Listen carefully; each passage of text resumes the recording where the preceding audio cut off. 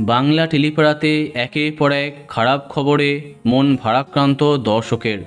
এবার খারাপ খবরটা উঠে এলো জি বাংলার জনপ্রিয় পরিণীতা ধারাবাহিক থেকে।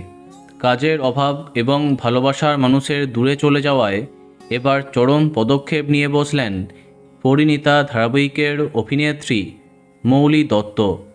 বাংলা টেলিভিশনের একাধিক মেগায় তাকে দেখেছে দর্শক। প্রথমবার অপরাজিতা অপু ধারাবাহিকের মাধ্যমে তিনি জনপ্রিয় হয়েছিলেন। পরিণীতা ধারাবাহিকেও তাকে দেখা যাচ্ছিল।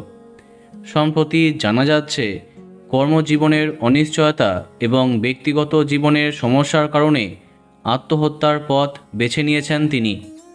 জানা গেছে প্রেমিকের কাছে প্রতারণার শিকার হয়ে একসাথে অনেক ঘুমের ওষুধ খেয়ে আত্মহত্যার চেষ্টা করেছেন মৌলি দত্ত।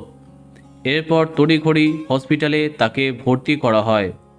বর্তমানে আশঙ্কাজনক অবস্থায় অভিনেত্রী। দীর্ঘ সময় ধরে অচেতন অবস্থায় পড়ে থাকায় চোখ এবং মুখ মারাত্মক ফুলে গেছে।